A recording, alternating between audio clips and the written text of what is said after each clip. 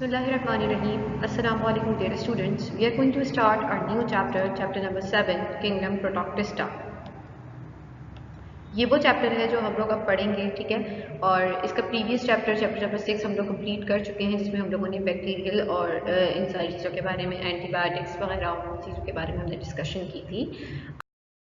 हम अपना नया चैप्टर स्टार्ट करते हैं, ठीक है। प्रोटोक्टिस्टा के बारे में सबसे पहले जान लेते हैं कि हमारे पास प्रोटोक्टिस्टा है क्या। तो प्रोटोक्टिस्टा जो है वो हमारे पास यूनिसेलुलर यूकैरियोट्स है, ठीक है। यूनिसेलुलर का क्या मतलब होता है? They are the single cell, ठीक है। यूनी का मतलब होता है आपके पास सिंगल सेलुलर है। यूकैरियोट्स हैं, यूकैरियोट्स आपको इजीली पता है क्या है। They contain membrane bounded organelles. इनमें तमाम की तमाम मेम्ब्रेन बाउंडेड ऑर्गेनेलीज मौजूद होती हैं और ट्रू न्यूक्लियस होते हैं, ठीक। which are no longer classified as plants and animals and fungi, यानी कि ना ही इस ग्रुप को, प्रोटोक्टिस्टा को, ना ही एनिमल्स में कंक्लूड किया जाता है, ना ही प्लांट्स में और ना ही फंजाई में। इनकी एग्जाम्पल में कौन कौन सी चीज़ आ जाती है? यूग्लिना आ जाता है, पैरामीशियम आ जाता है। इनकी डाइवर्सिटीज़ देख लेते हैं कि ये ग्रुप कहाँ कहाँ तक जो है वो डाइवर्सिफाइड होता है। On the basis of the diversity की बेसिस के ऊपर इस ग्रुप का नाम एक पॉलीफाइलेटिक ग्रुप रखा गया है। पॉलीफाइलेटिक होता क्या है? यानी कि इनको उस ग्रुप में रखा गया है कि जहाँ पे इनके जो एंसेस्टर्स हैं वो किसी भी ग्रुप से मैच नहीं करते, ठीक है। उनके एंसेस्टर का कोई भी सिंगल कॉमन एंसेस्टर मौजूद ना हो, सही। ना ही इनके एंसेस्टर प्लांट से मिलते हुए एंसेस्टर कहते हैं, पीछे अबाव अजदाद कह सकते हैं, ठीक है। यानी कि इनके जो पेरेंटल पीछे हेरिडिटरी पेरेंटल चलते आ रहे हैं अबाव अजदाद, वो ना प्लांट से मिलते हैं, वो ना ही वो एनिमल से मिलते हैं और ना ही वो फंजाई से मिल रहे हैं। इन्हीं बेसिस के ऊपर इनका नाम जो है पॉलीफाइलेटिक ग्रुप में रखा गया है। कुछ प्रोटोक्टिस्टा के अंदर जो हम डिस्कशन करेंगे वो हम प्लांट लाइक के बारे में भी पढ़ेंगे कि कुछ जो है वो प्लांट की तरह हैं लेकिन वो प्लांट नहीं है, प्लांट की तरह हैं, ठीक है। कुछ में जो है वो फंजाई लाइक हैं, यानी कि वो किसकी तरह मिल रहे होंगे? फंजाई की तरह होंगे, लेकिन इसमें कंप्लीट फंजाई नहीं आते, प्रिमिटिव फंजाई आते हैं, ठीक है। प्लांट लाइक जो होंगे उनका नाम क्या रखा गया है? एल्गी। फंजाई लाइक जो होंगे वो प्रिमिटिव फंजाई। और the third one is animal like, जिनको हम प्रोटोजोआ कहेंगे। एनिमल लाइक हम नहीं पढ़ेंगे, एनिमल लाइक आप लोग जो है वो जोलॉजी के अंदर पढ़ोगे, ठीक है। हमारे पास जो दो टॉपिक डिस्कशन के लिए वो एक प्लांट लाइक है और दूसरा फंजाई। आगे चलते हैं। प्लांट लाइक की सबसे पहली जो प्रॉपर्टी है वो सीवीड। इस प्लांट लाइक एल्गा का जो कॉमन नेम है वो क्या है? सीवीड है, ठीक है। एल्गा के अंदर क्या चीज़ है? एल्गा क्या काम कर रहा होता है? फोटोसिंथेसिस कर रहा होता है। पूरे वर्ल्ड के अंदर जितनी भी ज़्यादा से ज़्यादा जो फोटोसिंथेसिस कैरीड आउट हो रही है वो कौन कर रहा है? एल्गी कर रहा है, ठीक है। Previously they resemble with the plants due to the presence of the cell wall and chlorophyll. पहले जो है वो किससे रिजेंबल करते थे? ये प्लांट से रिजेंबल करते थे, क्योंकि इनके अंदर क्या मौजूद थी? सेल वॉल मौजूद थी और क्लोरोफिल, सही। और अब क्या है? But different from plant being aquatic. लेकिन इनको प्लांट से क्यों हटाया गया? प्लांट के ग्रुप में क्यों नहीं रखा गया? क्योंकि वजह क्या थी कि ये एक्वाटिक है, ठीक है, सही। एक्वाटिक है और क्या है? जितने भी आपके पास प्लांट्स होते हैं वो मोस्टली जो है वो टेरेस्ट्रियल प्लांट्स हैं, यानी कि वो ज़मीन के होते हैं। और ये आपके पास जितने भी हैं ये एक्वाटिक है, ठीक है। तो आपके पास ये डिफरेंस आ गया कि प्लांट लाइक में इनको प्लांट से क्यों सेपरेट किया गया। वजह ये है कि इनके पास क्लोरोफिल भी मौजूद है, इनके पास क्या है? सेल वॉल भी मौजूद है, तो हम इन्हें किस में रख सकते थे? प्लांट में रख सकते थे। लेकिन डिफरेंस क्यों हो गया? डिफरेंस इस वजह से हो गया क्योंकि प्लांट जो है वो आपके पास टेरेस्ट्रियल होते हैं, जबकि आपके पास जो एल्गी हैं ये तमाम के तमाम आपके पास टेरेस्ट्रियल इन नेचर है, यानी कि ज़मीन पर लगाने वाले। एल्गी आर यूनिसेलुलर, ये आपके पास जितने भी एल्गीज होंगे वो तमाम के तमाम यूनिसेलुलर होंगे। फिलामेंटस आप लोग लास्ट में भी डिस्कस कर चुके हो। फिलामेंट जो है वो एक ट्राइकोम यानी कि एक फिलामेंट की तौर पे होगा। एंड मल्टीसेलुलर, या तो वो यूनिसेलुलर होंगे, एक सेल पे होंगे, या फिर वो डिफरेंट बहुत सारे सेल्स पे मौजूद होंगे। इनके अंदर क्या क्या चीज़ मौजूद हो सकती है? क्लोरोफिल मौजूद है, ज़ेंथोफिल मौजूद है, कैरोटीनॉइड मौजूद है। ये तमाम के तमाम जो है वो आपके पास पिगमेंट्स हैं जो क्या हेल्प कर रहे हैं, फोटोसिंथेसिस में हेल्पफुल है। ठीक है, क्लोरोफिल कौन सा कलर दे रहा है, क्लोरोफिल ग्रीन कलर देगा, ज़ेंथोफिल आपके पास कौन सा कलर देगा, ये ऑरेंज कलर देगा, कैरोटीनॉइड आपके पास रेड कलर शो करेगा और फाइकोएरिथ्रिन आपके पास blue green colour pigment show करेगा। इस प्लांट के अंदर इस एल्गी के अंदर ये तमाम के तमाम पिगमेंट्स मौजूद होंगे। Classification based on these pigments, आप क्लासिफिकेशन जो है वो डिफरेंट एल्गा की इन्हीं पिगमेंट्स की मौजूदगी में, मतलब इन्हीं पिगमेंट्स की वजह से होगी। जैसे अलग अलग जो एल्गी हम लोग कर रहे हैं, क्यों कर रहे हैं, क्योंकि उनके अंदर अलग अलग पिगमेंट्स मौजूद हैं। अब ग्रीन पिगमेंट होगा तो वो अलग एल्गी हो जाएगा, किसी के अंदर ऑरेंज पिगमेंट आ रहा है, कोई ऑरेंज कलरेशन दे रहा है तो वो ज़ेंथोफिल के अंदर रेंज में चला जाएगा। कोई रेड कलर की एल्गी बना रहा है तो इसका मतलब वो क्या है, उसके अंदर रेड कलर का कैरोटीनॉइड जो है वो पिगमेंट मौजूद है, इसीलिए वो क्या हो रहा है, डिफरेंट हो रहा है एल्गी से, दूसरे एल्गी से। ठीक है, तो इसीलिए क्लासिफिकेशन बेस करती है पिगमेंट के ऊपर। ये एग्जाम्पल है, ये पानी के ऊपर इस तरह से जो है वो आ जाते हैं, या मतलब रॉक साइड पे होते हैं एल्गी, इस तरह से दिखते हैं। ठीक है, आगे चलते हैं हम लोग। क्लोरेला, ठीक है, क्लोरेला एग्जाम्पल है किसकी, प्लांट लाइक एल्गी की। जो बेसिक एग्जाम्पल आती है आपके पास क्लोरेला की आती है। साइलेंट फीचर्स में क्या क्या आ जाता है, फ्रेश वाटर एल्गी। पहले तो क्लोरेला क्या है आपके पास, एक फ्रेश वाटर एल्गी है, यानी कि ये कहाँ पाया जाएगा, फ्रेश वाटर में। फ्लोटिंग इन स्टेगनेंट वाटर, खड़े पानी के अंदर क्या कर रहा होगा, ये ऊपर तैर रहा होगा। ऑफ पॉन्ड्स, जैसे खड़ा पानी पॉन्ड्स का है, पूल्स का है और डिचेस का है, इन तमाम पानियों में ये क्या होंगे, ऊपर तैर रहे होंगे। सही। Experimental organism in research on photosynthesis and as an alternate source of food, यानी कि ये वो ऑर्गेनिज्म है जो कहाँ यूज़ हो रहा है, रिसर्च के तौर पर यूज़ हो रहा है। जब भी हम फोटोसिंथेसिस को स्टडी कर रहे होते हैं, डीपली स्टडी करते हैं, तो हम क्लोरेला को ले लेते हैं। ठीक है, क्लोरेला को ले लेते हैं और ये जो है वो रिसर्च ऑर्गेनिज्म भी है। एक्सपेरिमेंटल ऑर्गेनिज्म इन रिसर्च, यानी कि हम रिसर्च जो है वो इस ऑर्गेनिज्म पे कर रहे होते हैं जब हम फोटोसिंथेसिस को स्टडी करते हैं। And as an alternate source of food, और क्या है ये, खाने की भी, यानी कि एज अ फूड भी आप इसको यूज़ कर रहे हैं, एक अल्टरनेट सोर्स है, क्योंकि इसके अंदर बहुत सारी विटामिन, बहुत सारे प्रोटीन्स, बहुत सारे कार्बोहाइड्रेट्स मौजूद हैं, तो ये as a alternate source of food के भी तौर पे यूज़ किया जा सकता है। इसका स्ट्रक्चर देखते हैं। Body one cell, spherical and solitary, इसकी जो बॉडी है वो वन सेल्ड होगी। सही, क्लोरेला की बॉडी वन सेल्ड होगी, एक सेल होगा उसमें, स्फेरिकल होगी, राउंड यानी कि सर्कुलर होगी, थोड़ी स्फेरिकल टाइप होगी, सोलिटरी यानी कि अकेली होगी, कॉलोनी फॉर्म में नहीं होगी। सिंगल न्यूक्लियस, एक न्यूक्लियस है क्योंकि वन सेल्ड है, तो हम इसमें कह रहे हैं कि एक न्यूक्लियस मौजूद है। कप शेप क्लोरोप्लास्ट विद और विदाउट पायरेनॉइड, और क्या है, कप शेप क्लोरोप्लास्ट मौजूद है विद और विदाउट पायरेनॉइड। ये आपके पास एक क्लोरेला का स्ट्रक्चर आ गया। आउटर क्या मौजूद है, सेल वॉल, फिर अंदर क्या मौजूद है, सेल मेम्ब्रेन। ठीक है, और ये बीच में जो आपके पास ये पिगमेंट, ये इस तरह से कप शेप स्ट्रक्चर नजर आ रहा है, ये आपके पास क्या है, क्लोरोप्लास्ट है। ठीक है, ये न्यूक्लियस है और बाहर आओगे आपके पास बड़ा वाला जो है वो न्यूक्लियस, और अंदर जो छोटा सा मौजूद है वो न्यूक्लियोलस, और ये आपके पास जो है पायरेनॉइड है। ठीक है, ये क्या काम करता है, ये स्टार्च को कलेक्शन का काम करता है। पायरेनॉइड का क्या फंक्शन है, कलेक्शन ऑफ स्टार्च ग्रेन्स, इनके स्टार्च के ग्रेन्स को ये कलेक्ट करता है आपके पास। ठीक है, तो ये इसका बेसिक स्ट्रक्चर हो गया क्लोरेला का। ये कप शेप क्लोरोफिल है, इन्हीं में ग्रीन पिगमेंट्स मौजूद होंगे, रेड पिगमेंट्स मौजूद होंगे, इन्हीं की बेसिस पे ये डिफरेंट होते जाएंगे। रिप्रोडक्शन की तरफ चलते हैं कि ये किस तरह से रिप्रोड्यूस करते हैं। क्लोरेला जो है एल्गी, ये किस तरह से रिप्रोड्यूस करते हैं, बाय ए प्लेनोस्पोर्स और जूस्पोर्स। ठीक है, ए सेक्सुअल रिप्रोडक्शन है, पहले तो ये देख लीजिए, ए सेक्सुअल रिप्रोडक्शन है। सही, तो ए सेक्सुअल रिप्रोडक्शन और सेक्सुअल रिप्रोडक्शन किस तरह करेंगे वो आगे बढ़ते जाते हैं। पहले ए सेक्सुअल की तरफ चलते हैं। क्लोरेला आपके पास जो है वो ए सेक्सुअल किस तरह रिप्रोड्यूस करेगा, ए प्लेनोस्पोर्स की मदद से करेगा, या फिर उनको क्या कह सकते हैं, जूस्पोर्स भी कह सकते हैं। ठीक है, protoplast divides into 8 to 16 daughter chloroplast. जो क्लोरेला का क्लोरोप्लास्ट होगा, प्रोटोप्लास्ट, वो डिवाइड हो जाएगा 8 से 16 डॉटर क्लोरोप्लास्ट के अंदर। ठीक है, इनके अंदर ये डिवाइड होना शुरू हो जाएगा। Each daughter protoplast secretes a wall to produce a non motile aplanospore. अब क्या होगा, जितने भी आपके पास जो डॉटर सेल्स बने हैं, अब वो क्या करेंगे, वो अपने गिर्द एक वॉल को प्रोड्यूस करेंगे, जिसकी वजह से वो क्या बन जाएंगे, स्पोर्स की फॉर्म में कन्वर्ट हो जाएंगे। यानी अब जितने भी सेल बने हैं वो सेल अपने गिर्द एक लेयर बनाना शुरू कर देंगे, एक वॉल बनाना शुरू कर देंगे। इस वॉल की वजह से क्या होगा, वो एक नया स्पोर बन जाएगा, एक नया एप्लानोस्पोर या एक नया जू स्पोर बन जाएगा। On release from the parent cell, each form new cholera, chlorella, ठीक है। जब वो क्या होंगे, हर एक एप्लानोस्पोर या जू स्पोर जब पेरेंटल वॉल को रप्चर करके बाहर जाएगा, ठीक है, तो क्या करेगा, एक नया क्लोरेला बना लेगा।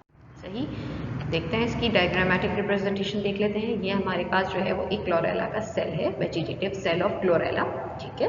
अब इसके अंदर क्या मौजूद है, ये पायरेनॉइड था, ये न्यूक्लियस था, ये कप शेप क्लोरोप्लास्ट था। अब इसके अंदर जो है यहाँ पर क्या मौजूद है, प्रोटोप्लास्ट, ठीक है, प्रोटोप्लाज्म है। ये अंदर जितना भी मौजूद होगा, प्रोटोप्लाज्म के अंदर ही क्लोरोफिल मौजूद होगा।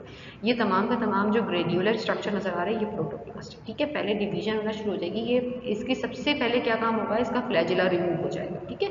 सबसे पहले क्या काम होगा, इसका फ्लैजिला रिमूव हो गया, यहाँ मौजूद है, यहाँ नहीं है, फ्लैजिला रिमूव हो गया, यानी कि अभी क्या होगा, नॉन मोटाइल हो गया। जिसके पास फ्लैजिला नहीं है तो वो क्या हो गया, आपके पास नॉन मोटाइल नेचर का हो गया। फ्लैजिला रिमूव होने के बाद ये क्या होते हैं, पहले दो में डिवाइड हुए, इस तरह से प्रोटोप्लास्ट जो है वो आपके पास दो में डिवाइड हो गया, फिर उसके बाद वो चार में डिवाइड हुआ, फिर उसके बाद वो कंटिन्यूसली इसी तरह से डिवीजन करते जाएंगे। अब देखो चार को दिखाया है इन्होंने, 8 भी होंगे, 16 भी होंगे, इसी तरह। अब चार ये बन गए जूस्पोर्स। अब इन्होंने क्या काम किया, एप्लानोस्पोर के जूस्पोर कह लीजिए। अब ये पेरेंटल वॉल को रप्चर करेंगे और फ्री हो जाएंगे, ठीक है, बाहर आ जाएंगे। बाहर आने के बाद ये क्या करेंगे, मेच्योर होंगे। मेच्योर होने के बाद ये कैसा स्ट्रक्चर बना लेंगे, एग्जैक्टली एज पेरेंटल सेल, तो पेरेंट की तरह ये बना लेंगे स्ट्रक्चर। इस तरह से देखो, एक से कितने बन गए, चार बन गए, चार से फिर आगे कंटिन्यूसली ग्रोथ होती जाएगी और ये बहुत सारे डिवाइड होकर और बनाते चले जाएंगे, ठीक है। तो ये जो हो गई आपके पास ए सेक्सुअल रिप्रोडक्शन हो गई क्लोरेला की, यानी कि इसमें जो है वो कोई एक ही पेरेंट सेल काफ़ी है रिप्रोड्यूस करवाने के लिए, दोनों पेरेंट सेल की ज़रूरत नहीं है, ठीक है।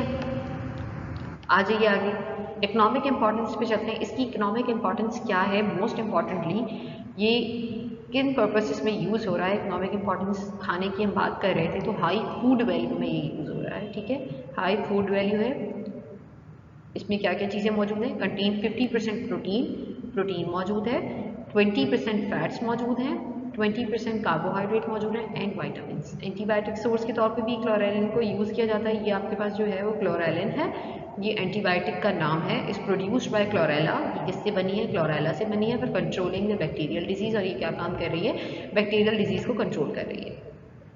एक्सपेरिमेंटल ऑर्गेनिज्म है in research of the photosynthesis, और क्या काम कर रहा है, फोटोसिंथेसिस की रिसर्च कर रहा है, में हेल्पफुल है। फूड वैल्यू का एक चार्ट है मेरे पास, क्लोरेला का स्ट्रक्चर बना हुआ है ये, इसमें क्या क्या मौजूद है, एंटीऑक्सीडेंट्स मौजूद हैं, ठीक है, मिनरल्स मौजूद है, 10% प्रोटीन मौजूद है, 60% क्लोरेला की जो है ग्रोथ फैक्टर इस तरह है, यानी कि ग्रोथ कर रहा है, और कितने हिसाब से कर रहा है, अनसेचुरेटेड फैटी एसिड्स मौजूद हैं, फाइबर्स मौजूद हैं, वाइटामिन्स मौजूद हैं। तो ये तमाम की तमाम जो है इसके अंदर मौजूद है चीज़ें, तो इसीलिए ये एक ग्रेट सोर्स ऑफ फूड भी है, क्योंकि इसमें ये हर चीज़ मौजूद है। अल्वा की तरफ चलते हैं। अल्वा भी इसी की एग्जाम्पल में आ जाता है, ठीक है, एल्गी की ही एग्जाम्पल में आता है अल्वा। प्लांट लाइक जो है वो हम एल्गी पढ़ रहे हैं, तो पहली आपने क्लोरेला पढ़ी, अब दूसरी जो है वो अल्वा पढ़ेंगे। This topic is most important for your exam, तो इसे जो है वो कॉन्सेंट्रेशन के साथ सुनें और समझने की कोशिश करें, ठीक है। अल्वा सबसे पहले आता है, इसका इंट्रोडक्शन, इसे सी लेट्यूस के नाम से जाना जाता है। लेट्यूस आप लोग पढ़ देख चुके हो, पत्ते को कहते हैं शायद, जो आपके पास उसमें यूज़ भी होता है सलाद में, ठीक है, उसी की तरह का स्ट्रक्चर है इसका, सी लेट्यूस कहते हैं। पालक का पता नहीं है, सलाद का पत्ता जो आप यूज़ करते हैं, तो बिल्कुल एग्जैक्टली उसी के स्ट्रक्चर जैसा है, ठीक है। Marine alga between high and low tides of Pakistan, इसे मैरीन एल्गा भी कहा जाता है। अल्वा जो है वहाँ सबसे ज़्यादा पाया जा रहा है मैरीन एल्गा में, ठीक है। Between high and low tides of Pakistan, Pakistan के अंदर जितनी भी वो मैरीन के अंदर जो हाई और लो टाइड्स आ रही हैं, उन जगहों पे पाया जाता है। और पाकिस्तान में जो कराची में है वो कहाँ है, किमाड़ी साइड पे बहुत मिलेगा, मनोड़ा साइड पे कोस्ट में मिलेगा, sometime attach to the rocky edges of coast. और कहाँ अटैच होगा, रॉकी एजेस कोस्ट की, मतलब जो जहाँ पर आपके पास स्टोन्स वगैरह लगे हुए हैं, बहुत बड़े बड़े पत्थर रखे हैं, उन रॉकी एजेस के पास ये जो है वो चिपका हुआ आपको अटैच हुआ हुआ नजर आएगा। ठीक है, तो केमाड़ी और मनोरा कोस्ट पे ज़्यादा पाया जाता है। इसका स्ट्रक्चर देख लेते हैं। Structure is called thallus. इसकी बॉडी को जो है वो क्या कहते हैं, थैलस कहेंगे। ठीक है, root stem and leaves are not distinguished. Thallus का मतलब क्या है स्टूडेंट्स, थैलस का मतलब ये है कि ना ही उसकी रूट, ना ही उसकी स्टेम और ना ही उसके लीव्स का कोई पता होगा कि कहाँ क्या चीज़ मौजूद है। बिल्कुल डिस्टिंग्विश नहीं हो पाता कि रूट्स यहाँ से शुरू है, स्टेम यहाँ से शुरू है, लीव्स यहाँ से शुरू है। तो इसीलिए उसके स्ट्रक्चर को क्या कह दिया, थैलस का नाम दे दिया। Consist of erect broad sheet like branches of blades. और इनके ऊपर क्या है, इरेक्ट का मतलब सीधी खड़ी हुई हैं, ठीक है, ब्रॉड शीट्स हैं, शीट लाइक ब्रांचेस यानी शीट की तरह से हैं, और ब्लेड्स की तरह से मौजूद हैं, यानी कि उनके ऊपर जो है वो शार्प जो है एजेस मौजूद हैं। ठीक है, आपको एक डायग्रामेटिक तौर पे भी मैं भी दिखा दूंगी। At base, long thread-like cells are present called as holdfast, help in attachment with the rock. नीचे जो बेस बनी हुई है, ठीक है, उसको क्या नाम दिया है, उसको इन्होंने जो है वो होल्ड फास्ट का नाम दिया है, जो क्या हेल्प कर रहे हैं, रॉक से अटैचमेंट की हेल्प कर रहे हैं। Thickness of the thallus is only of 2 cell, यानी कि इसका जो थैलस होगा वो ज़्यादा जो है वो चौड़ा नहीं होगा या ज़्यादा उसकी थिकनेस नहीं होगी, सिर्फ 2 सेल्स पे कंसिस्ट कर रहा है। Two thallus found in the Ulva. दो तरह के थैलस मौजूद होते हैं अल्वा के अंदर। दोनों में कौन कौन से थैलस हो सकते हैं वो, एक होगा गैमेटोफाइटिक थैलस और दूसरा होगा स्पोरोफाइटिक थैलस। ठीक है, दो तरह के थैलस मौजूद होते हैं, एक प्लांट के अंदर भी हो सकते हैं कभी कभी, और ये कभी कभी डिफरेंट में भी हो सकते हैं। ठीक, थैलस यानी कि एक पूरा स्ट्रक्चर है, एक पूरा पत्ता है एक तरह से। ठीक है, मैं पत्ते की नाम इसलिए ले रही हूँ क्योंकि ये सलाद में यूज़ होता है, आपको आसानी होगी समझने में, मगर ये अल्वा सलाद में यूज़ नहीं होता, ये बात ध्यान से रखिएगा। ये अल्वा जो है वो एक एल्गी है, इसकी रिप्रेजेंटेशन, इसके स्ट्रक्चर की रिप्रेजेंटेशन मैंने सलाद के पत्ते की तरह दी। ठीक है, पिक्चर आती है, मैं पिक्चर दिखाती हूँ आपको इसकी, ये देखिए इस तरह से जो है वो इसकी रिप्रेजेंटेशन है। इसके साथ ये इरेक्ट ब्रांचेस खड़ी हुई हैं। ठीक है, इरेक्ट यानी कि ये आपके पास हो गया होल्ड फास्ट। ठीक है, ये आपके पास है स्टूडेंट्स होल्ड फास्ट, जहाँ पर क्या हो रहा है, जो है वो ये अटैचमेंट में हेल्प कर रहा है, और ऊपर जो है वो इरेक्ट ब्रांचेस खड़ी हुई हैं, और ये पूरा जो कंप्लीटली कह रहा है ये आपके पास पूरा जो है वो थैलस है। ठीक है, अच्छा, इसकी जो है वो थिकनेस इतनी ज़्यादा नहीं है, 2 सेल पे कंसिस्ट करती है। अब ये एक पूरा स्पोरोफाइटिक होगा, और इसी तरह का जो दूसरा होगा वो क्या होगा, गैमेटोफाइटिक होगा। ठीक है, एक ये हो गया स्पोरोफाइटिक एक तरह से, और दूसरा अगर मैं लूँगी तो ये क्या होगा, gametophytic. Thus these thallus show isomorphic alternation of generation. अब इन्हीं थैलस की बेसिस के ऊपर क्या काम होता है, आइसोमॉर्फिक अल्टरनेशन ऑफ जनरेशन होती है इसके अंदर। अब हम आगे डिस्कस करते हैं आइसोमॉर्फिक अल्टरनेशन ऑफ जनरेशन होती क्या है।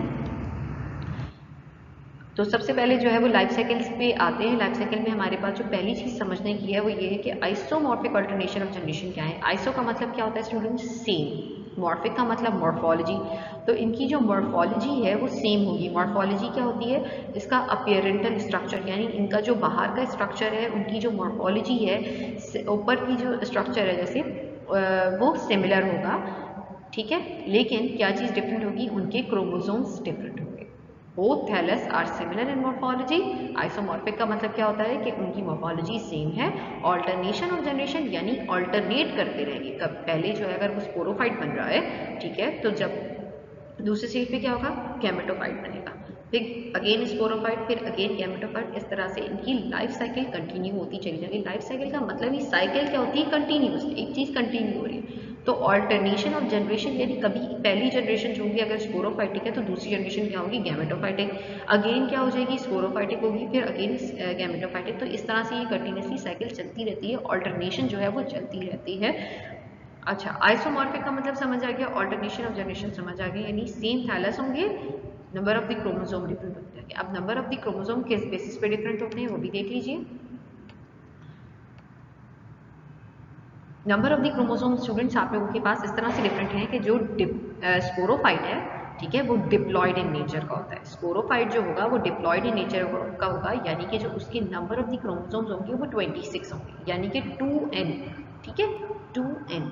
स्पोरोफाइट जो होगा वो डिप्लॉयड नेचर का होगा। डिप्लॉयड नेचर क्या होती है, जैसे उसके क्रोमोसोम जो है अगर मैंने 26 लिए हैं तो ये मतलब आपके पास 26 है। अगर इसका हैप्लॉइड की तरफ चले जाएं तो हैप्लॉइड कितने होंगे 13, ठीक है, यानी कि 26 को अगर मैं 2 से डिवाइड कर दूं तो मेरे पास वो हैप्लॉइड हो जाएगा। अभी डिप्लॉयड कंडीशन में मौजूद है, सही। स्पोरोफाइट क्या होता है, डिप्लॉयड होता है, और डिप्लॉयड में जो क्रोमोसोम्स होते हैं वो 26 होते हैं, ठीक। सेक्सुअल फेज में क्या होगा, जो गैमेटोफाइट होगा वो हैप्लॉइड होगा।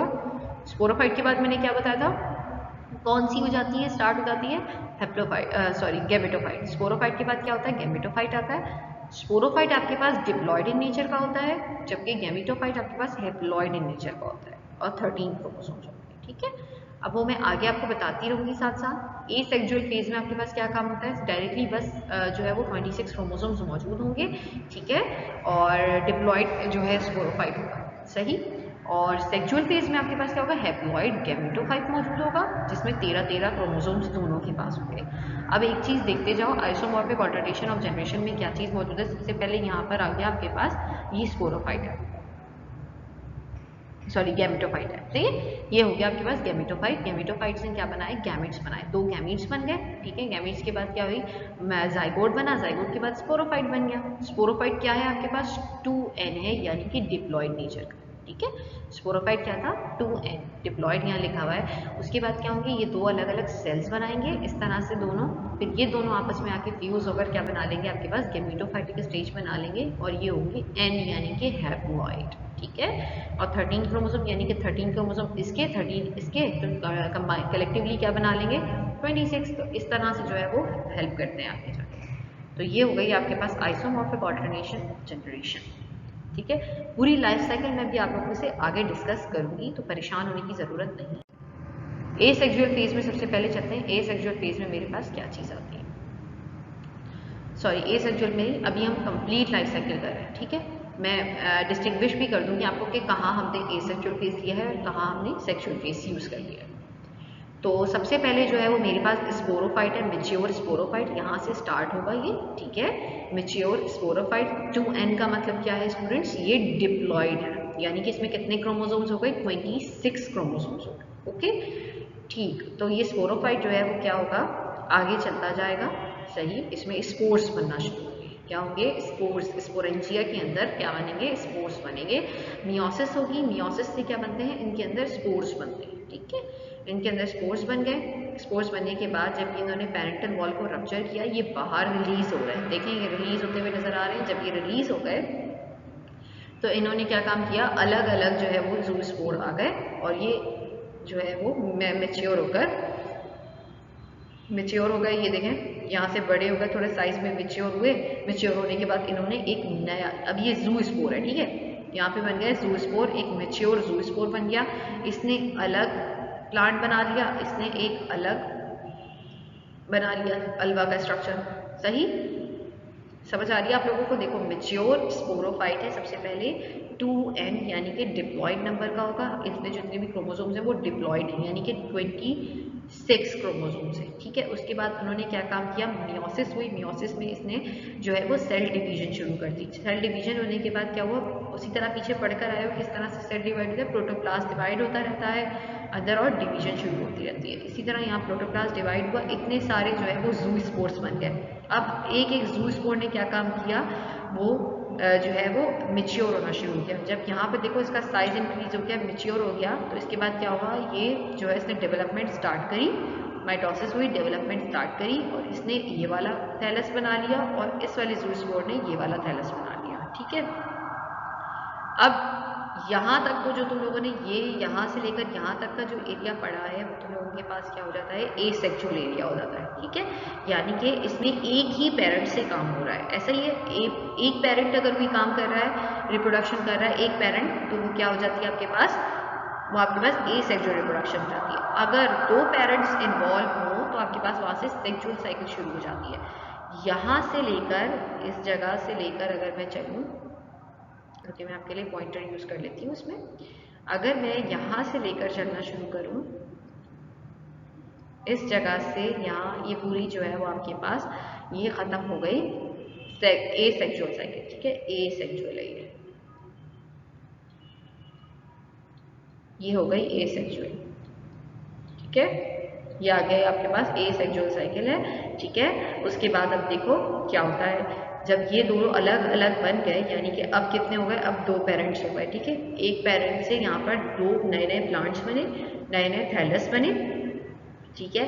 अब इन दोनों ने क्या काम किया, इसने भी इसी तरह से जो है वो जूस को अंदर प्रोटोप्लाज्म को डिवाइड किया, इसने भी यही काम किया, इन दोनों ने अपने अपने प्रोटोप्लाज्म को डिवाइड किया, इनके जू स्पोर्स बाहर गए। अब इसका जो जू स्पोर है और इसका जो जू स्पोर है, ये दोनों अलग अलग क्या बन गए, गैमेट्स बन गए। क्या बन गए स्टूडेंट्स, ये अब इस प्लांट का गैमेट है, ये अब इस प्लांट का गैमेट है। अब ये दोनों गैमेट्स आपस में जब फ्यूज होंगे, यानी कि अब क्या हो रहा है, 2 पेरेंट्स फ्यूज करवा रहे हैं अपने अपने न्यूक्लियस या अपने अपने गैमेट्स। ऐसा ही है, एक पेरेंट ये हो गया, दूसरा पेरेंट ये हो गया, इन्होंने अपने अपने जू स्पोर्स प्रोड्यूस किए। अब एक पेरेंट ने ये वाला जू स्पोर अपना फ्यूज कराया और दूसरे पेरेंट ने ये वाला। तो जब इन दोनों पेरेंट्स की फ्यूजन हो रही है और एक जाइगोट बन रहा है, सिनगैमी का मतलब क्या होता है, फ्यूजन ऑफ द न्यूक्लियर, ठीक है। अब इन दोनों गैमेट्स के न्यूक्लियाई जब फ्यूज हो रहे हैं आपस में, तो क्या बन रहा है, जाइगोट बन रहा है, ठीक है। ये फ्यूजन हो गई इन दोनों गैमेट्स की, देखो 2 फ्लैजिलास बन गए और ये 2 आपस में फ्यूज हो रहे हैं। फ्यूज होने के बाद एक राउंडेड स्ट्रक्चर बन गया, that is called as the zygote. अब क्या बन गया, जाइगोट। देखो इसके नंबर कितने थे, n, एक, इसके कितने थे, दूसरा n। तो जब इन दोनों के, यानी कि इसके हो गए 13, इसके कितने हो गए 13।